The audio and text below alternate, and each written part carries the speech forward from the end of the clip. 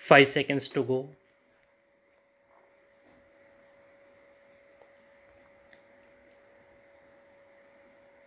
Start. I am happy to be with you this morning to inaugurate your annual session and to attend your national conference. Speaking at such important business conferences is a matter of pleasure for me. But before accepting the invitation from the organizers this time, I wondered whether the pleasure of inaugurating your annual session comes with a price tag because for the third consecutive year, the CII's annual session has been inaugurated by a different Prime Minister.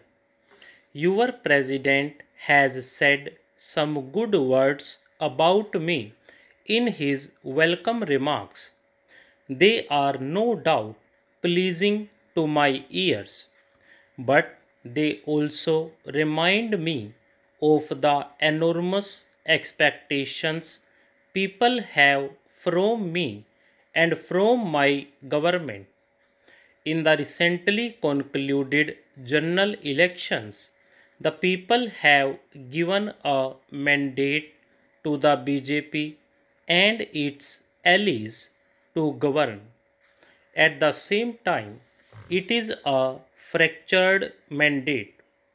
The challenge before us is to do full justice to our job, even though we have a fractured mandate.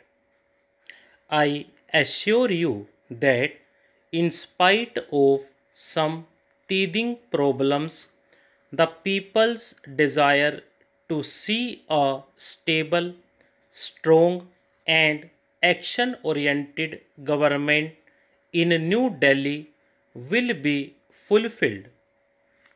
We have accepted the challenge.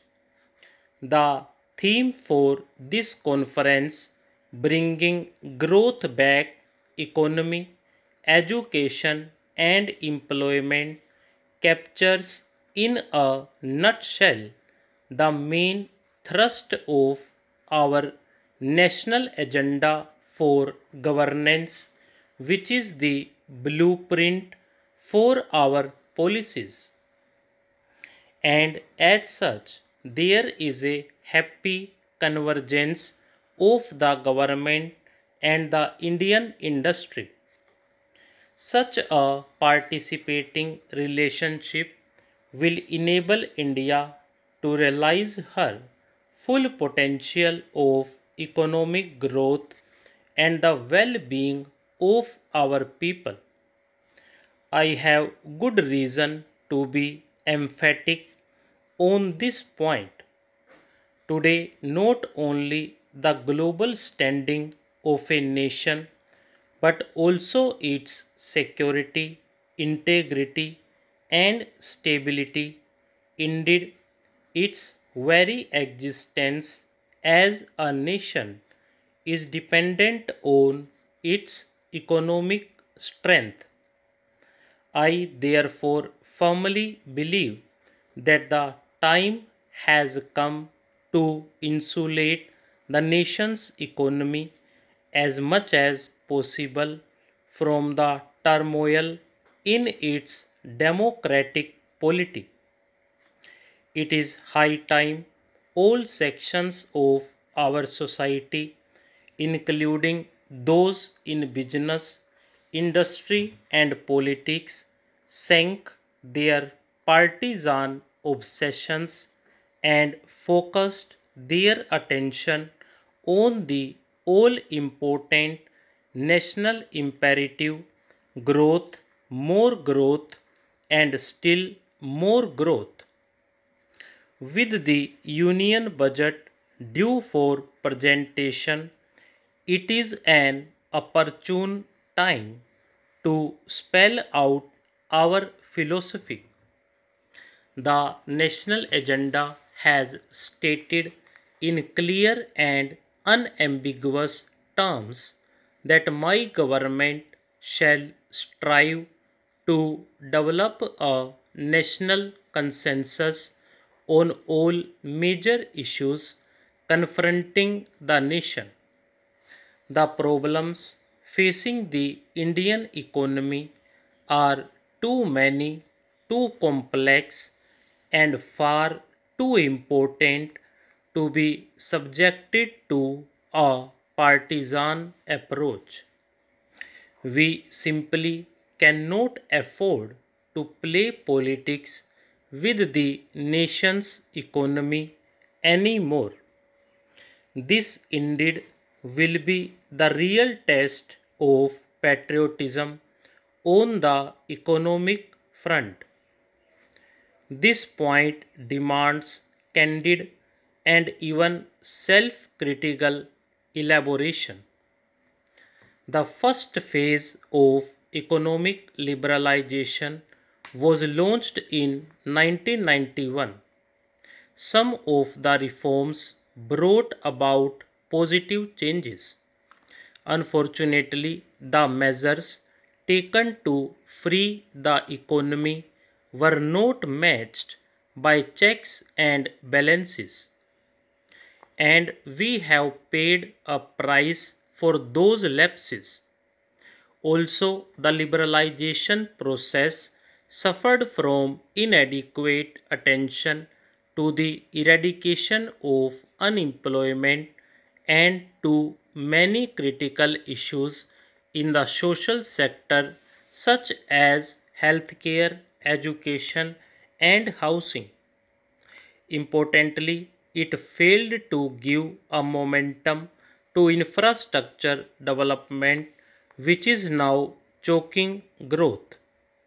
In our view, the reasons lie in the failure of the government to effectively address the core concerns of the Indian industry. They lie in the failure of the Indian industry to appreciate the core concerns of the government.